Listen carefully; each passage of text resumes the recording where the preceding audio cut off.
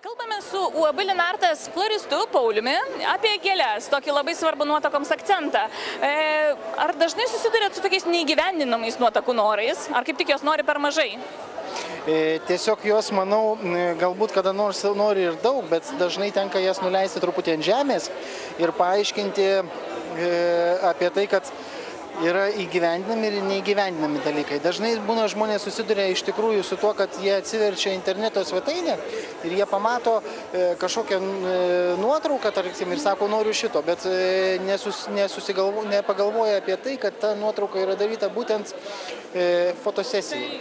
Ir kad ta nuotrauka yra geriausia, ta puokštė gali atlaikyti valandą pusę, bet tikrai ne laiką, kuris yra skirtas visai dienai, kuriai visai šventei.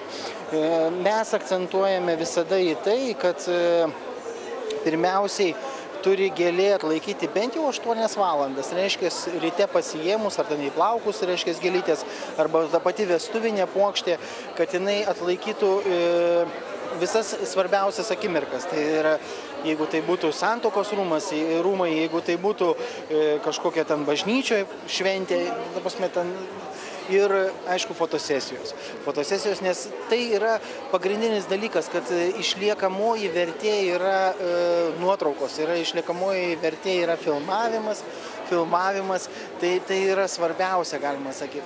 Vestuvės planuojant, daug kas būna akcentuoja į tai, kad į maistą.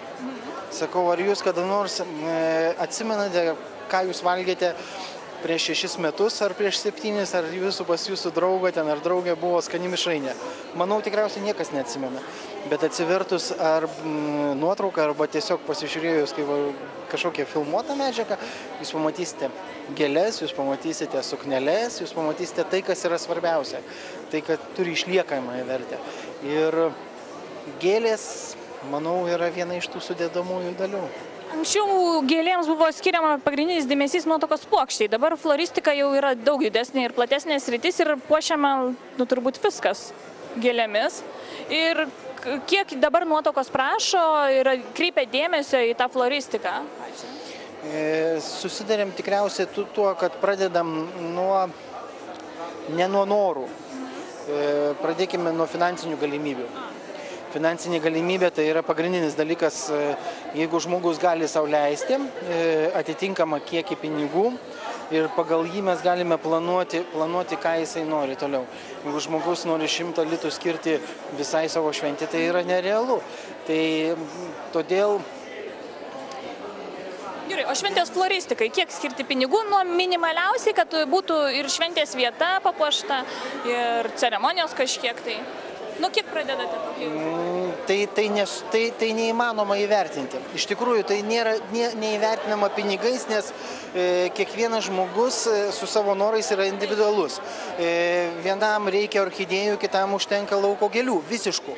Ir pats minimalumas, tai minimalumą gali pati jaunoji tikriausiai pasidaryti, nuėjus į pievą, su dalgiu pasipjovus, gėlių pasimerkus ir gauti visą tai, ką jai nieko nekainuos. Gali mes padaryti. Tada paimsiu už kūrą, kad man reikėjo nuvažiuoti į lauką, pripjauti ir sumerkti. Tai čia yra minimaliai kalbant. O toliau yra ta kaina kyla. Akcentuoti vis dėlto reikia į kokybę. Aš visada paklausiu žmonių, ką jūs įsivaizduojate, kokį biudžetą. Nes biudžetas tai yra pagrindinis dalykas. O jeigu žmogus gali skirti ten 1000 litų, tai mes ten ir susiminimalinsime iki to 1000 litų. Kalbamės su floriste Nijole ir esame stende Nijolės gėlės. Iš tikrųjų, gražus stendas, labai gėlėtas. Čia gyvos gėlės visur? Taip, be abejo. Mes už gyvą, kaip sakyti, alstavimą. Iš tikrųjų, labai įdomu, ką siūlote nuotakoms tokio naujo, ar jūsų sprendimai yra kitiems metams ir rekomendacijos? Rekomendacijos būtų savotiškai ir praktiškos, nes vis tiek tendencijos vis tiek siejasi ir kad būtų praktiška ir patogu. Visą laiką aš buvau už tai, kad būtų nuotaka labai patenkinta ir laiminga ir plus be diskomforto. Tai yra labai geras jausmas, kada tikrai puokštė tau patinka, maloniai jausti ir svorio atžvilgiu, ir puošybos atžvilgiu, ir spalvom. O šiaip tendencijos yra šiek tiek stambesnių gėlių, nors aišku gali ir meilenis amarilis būti, gali, tarp kitko, mes šiandieną demonstruojame gvazdikus, ta prasme, tai yra gvazdikas, taip, tiesiog daugiau, bet tai yra puikus purėtas augalas, tiesiog kaip daug audinio, tiulio tarytum, ar ne, tai yra labai gražu. O visada žiūrime į nuotakos akis ir tada mes sakome, kas jai tinka iš tikrųjų. Matot, tendencija yra gražu, bet žmogaus akis pasako, ką reikėtų, kokio dydžio žiedus parinkti ir aplamai įsijausti, koks žmogaus charakteris yra. Konsultacijos metu mes priimdami užsakymą labai nuosekliai, įdėmiai, gana ilgai dirbame tą dieną, kada klientas ateina.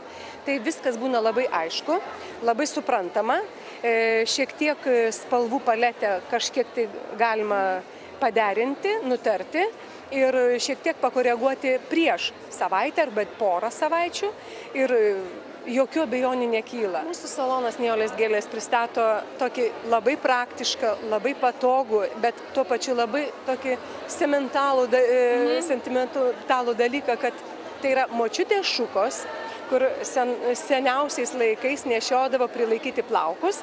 Mes šiandieną jas demonstruojame kaip floristiniam darbe, labai patogiai pateikiama išreikšti lankelio formą, iš profilio suformuoti plaukus ir vualio laikymui. Nuostabiai tinka, labai praktiška. Ir su gyvom gėlėm. Ir su gyvom gėlėm. Žinokite, tai tikrai yra madinga, stambesni augalai, bijūninės rožės. Tai yra tikrai gražu, nes bijūninis stilius yra visada gražu. Taip, kad yra ir labai įdomi stilinga puokštė atkartojanti tą stilių. Taip, kad labai rekomenduočiau, nes tai yra tikrai praktiška ir patogu. Labai. Ačiū Jums labai. Prašau.